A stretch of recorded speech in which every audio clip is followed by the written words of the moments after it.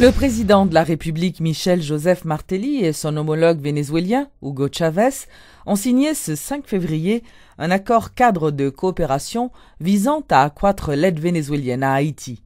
Selon un communiqué de la présidence haïtienne, le Venezuela va augmenter son aide à Haïti au-delà du fonds Petro-Caribé, déjà robuste et généreux, sous d'autres formes d'assistance bilatérale et multilatérale. La signature de ce document, qui fait suite à la réunion tenue le vendredi 3 février entre les deux dirigeants, permettra d'augmenter l'aide du Venezuela de façon drastique et comprendra la coopération, les crédits et l'investissement direct dans les domaines de l'agriculture, la production, le développement industriel, l'énergie et le tourisme, entre autres. Primero, quiero darle la palabra al presidente de Haití, nuestro querido hermano Michel Martelly. Por favor, presidente. Por la primera vez en la historia del país, un gobierno está haciendo viviendas para su pueblo, gracias al Fondo Precioso de Petrocaribe. El gobierno haitiano está haciendo 3.400 viviendas para las víctimas del terremoto. Tenemos un déficit de 400.000 viviendas. Más que 8% del pueblo vive en condiciones infrahumanas. En el tema de alfabetización, le damos las gracias al comandante Chávez y a Raúl por alfabetizar 250.000 personas en Haití. Queremos subir a 1 millón de haitianos y con su ayuda llegaremos. En el sector de la salud, tengo buenas noticias. El cólera está acabando y gracias a los médicos cubanos que hacen un trabajo enorme en Haití. Gracias, Raúl.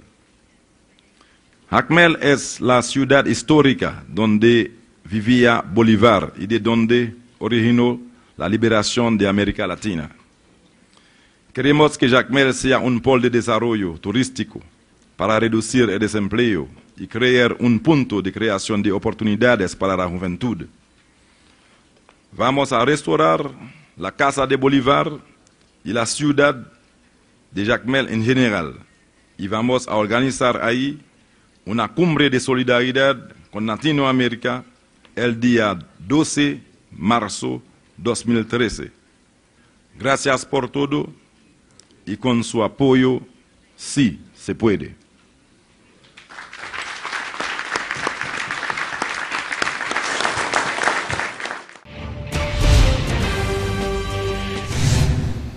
Après avoir participé à la réunion de l'ALBA, le chef de l'État, à la tête d'une importante délégation haïtienne, s'est rendu par la suite au Panama sur l'invitation du président panaméen. La question, notamment du respect des droits des ressortissants haïtiens dans ce pays, était au centre des discussions entre les deux hommes. La promesse de Panama City de réduire les frais de visa pour les commerçants haïtiens de $1 000 à $50 et le renforcement des relations économiques et culturelles ont été également abordés lors de cette rencontre entre le président Martelly et son homologue panaméen Ricardo Martinelli. Su Excelencia Laurent Lamotte, ministro. Presencia del excelentísimo señor Michel Joseph Martelly, presidente de Haití. Ambas partes proceden al intercambio de carpetas.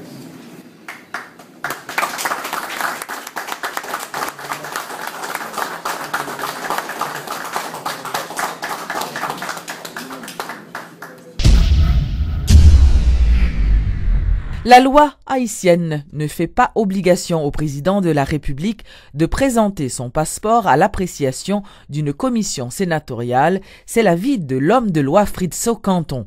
Alors que l'avocat Newton Saint-Just ne partage pas l'avis de son confrère.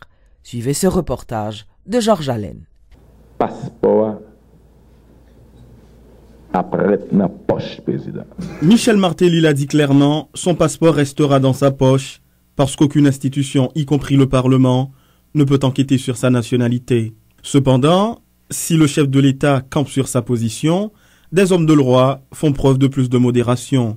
C'est le cas d'ailleurs pour le juriste Newton Saint-Just. La loi ne peut pas prévoir toute bagaille. nous devons dire pour le président tout que la loi électorale là, tu fait tout candidat obligation 30 jours après l'élection pour bail et toutes dépenses que vous faites. Par exemple, c'est pour montrer que c'est pas toutefois que au bon problème je dis ou servir une loi ou pas un problème je dis ou servir à sauver. Mais c'est pour nous comprendre que dans aucun pays la loi pas dit toute bagaille. Pas aucune loi qui te dit président jouer maman journaliste par exemple. Pas aucune loi qui autorise le président et tuer un journaliste. Par contre, c'est en fonction de la loi, elle fait. Donc la loi, pas prévoit et toute bagarre. La position de Maître Saint-Just est prise à contre-pied par son collègue Fritz Ocanton. Selon lui, la personne qui dénonce la nationalité haïtienne du chef de l'État est celle qui doit fournir les preuves de la détention et de l'effectivité d'une nationalité. Ce n'est pas seulement la loi qui n'oblige pas le président de la République ou n'importe quel citoyen haïtien à produire son passeport à l'occasion d'une enquête quelconque. C'est la loi, c'est le droit de la nationalité lui-même qui fait obligation à celui qui excipe d'une autre nationalité attribuée à quelqu'un d'autre, il incombe à cette personne-là de produire la totalité de toutes ses preuves.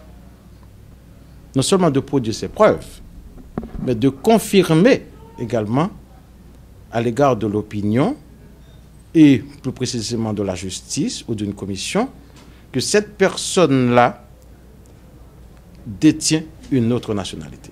Des arguments qui sont loin de convaincre Maître Saint-Just, qui persiste et va même jusqu'à évoquer la possibilité pour le Parlement de procéder à la destitution du président Martelly. Le Parlement doit constater que le président pas voulait soumettre documents et que le fait d'être recherche n'a pas abouti à la vérité. Il doit estimer que il était son présomption que bon doute sur la nationalité du président. Et ça après dépendre de sa assemblée à lui-même pour le voter et il doit sous base de ça seulement il doit estimer que le président méritait et pour avoir le dossier à la Chambre des députés pour faire ce que il doit. Donc et ça après dépendre de qui intérêt de qui majorité, de qui sens majorité pour aller. Mais pour une possibilité que Maître Canton n'envisage pas de la même manière. Nous sommes dans une matière éminemment politique. Il y a des actes législatifs et des actes politiques. Ces deux actes, selon le Conseil d'État français par leur nature, échappent à la compétence de quelque juridiction que ce soit. Le Parlement peut voter une résolution. Cette résolution ne saurait atteindre le président de la République qui est irresponsable devant le Parlement. Vous voyez? Ce n'y a que le gouvernement qui pourrait par ricochet subir certains effets des décisions qui auraient été prises par l'Assemblée des sénateurs ou des députés. En tout cas, il faut souligner qu'en dépit de leur opposition juridique, les deux hommes de loi croient qu'il serait de bon ton que le président de la République fasse preuve d'élégance. Une élégance que l'ancien étudiant de l'école d'avocats de Paris, Fritz Ocanton, assimile à un devoir moral que le chef d'État aura la latitude d'accomplir au moment qu'il estimera le plus favorable. Même un petit peu haïtien que tu votes, haïtien natif natal. Environ 150 personnes ont été arrêtées le week-end écoulé pour des infractions diverses. C'est ce qu'a annoncé le commissaire du gouvernement de Port-au-Prince, Jean-Renel Sénatus. Le chef du parquet de Port-au-Prince a fait savoir qu'un couple figure parmi les individus arrêtés.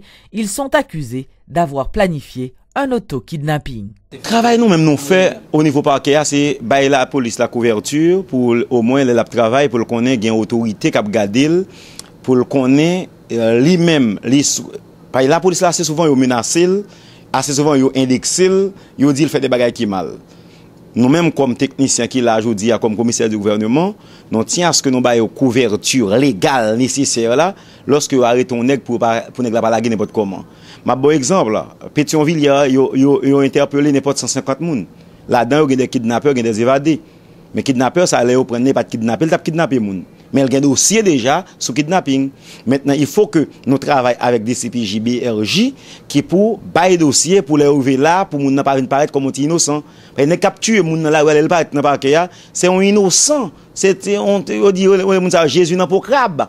et on vient là. Mais faut que moi j'ai moyen moi-même pour mal démontrer que ça moun t'a fait société a mal et puis pour nous dire société a pas accepter par réagissement. Et peut-être ça parquet de progrès pas dormi.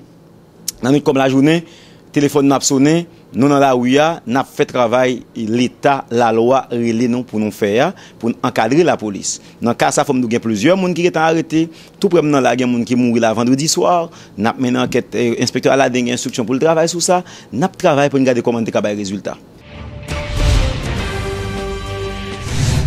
L'International Firefighters Assistance a fait don d'un lot de matériel à la brigade des sapeurs-pompiers de la commune de la Croix-des-Bouquets.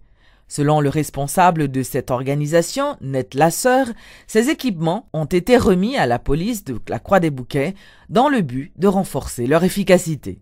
Nous faisons un fundraising, c'est ça qui fait l'important pour nous ouais, qui s'est passé avec les fonds qui nous-mêmes nous joignent. C'est ça qui a fait nous joindre plus pour nous aider en ville Croix-des-Bouquets. C'est ça qui fait tout que mes matériels qui ont été baillés, mais ça qui passé avec eux. C'est ça qui fait l'important pour le peuple là, ouais, exactement qui côté bail ça au sorti. Ambulance là, c'est une ambulance qui nous joignent ça jusqu'au Californie, c'est Los Angeles County Fire Department qui fait nous joindre ambulance ça. Du coup, on a cherché un fire truck même pour pompiers Croix-des-Bouquets. Et ça a sorti peut-être Californie ou en Floride. Bi organisation par nous, c'est pour nous faire bruit, parler des problèmes qui gagnent en Haïti, chercher aide pour messieurs.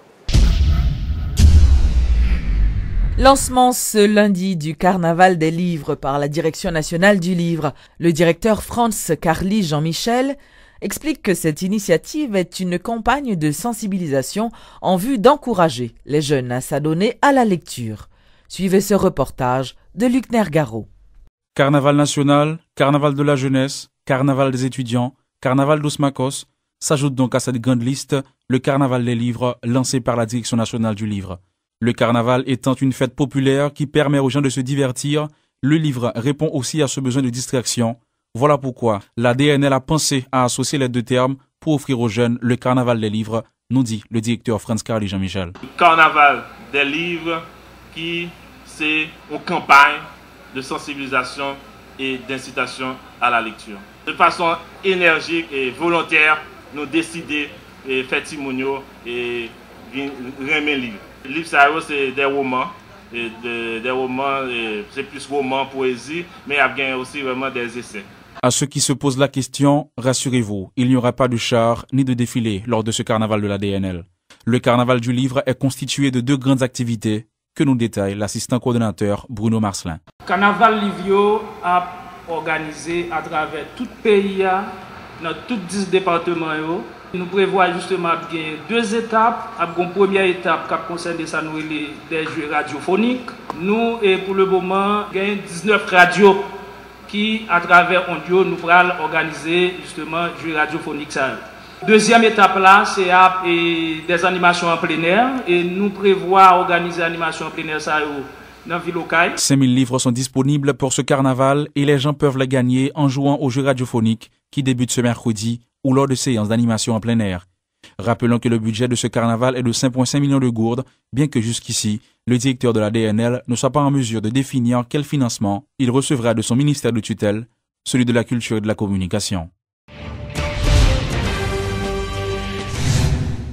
Le groupe Pulitzer Center on Crisis Reporting a présenté au cours du week-end un spectacle baptisé Voix d'Haïti, une odyssée post-séisme en vers.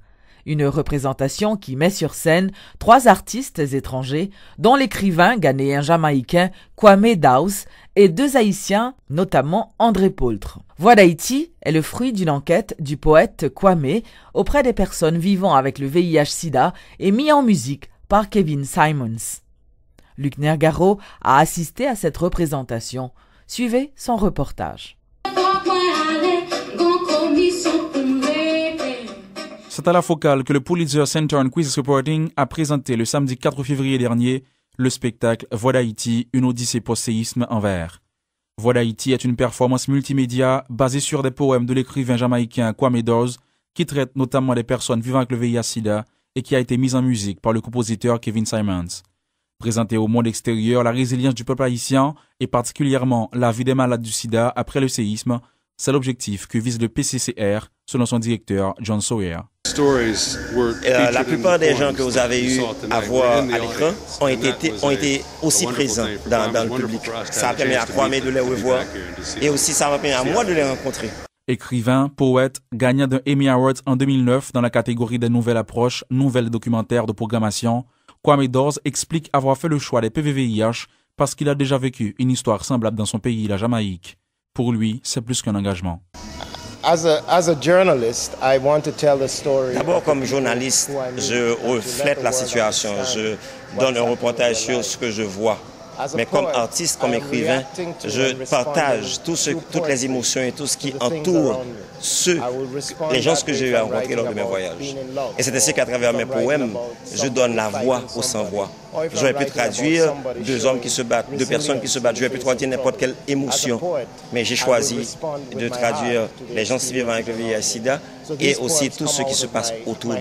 Donc la différence aussi, la raison pour laquelle on a choisi de le faire ainsi, c'est d'abord du fait que nous ne voudrions pas être des journalistes nous arrivons au pays, nous faisons un reportage, nous partons et c'est fini, il n'y a plus de suivi là-dessus. Au contraire, nous avons voulu faire toute une série de reportages. Nous sommes revenus plusieurs fois en Haïti et nous avons fait un suivi du travail qui a été fait. C'est ainsi que d'abord, ceux qui sont témoins, ceux qui sont les acteurs de nos reportages, ils ont pu voir à partir de ce spectacle le travail que nous avons fait avec eux et ainsi ils peuvent partager avec d'autres leur expérience.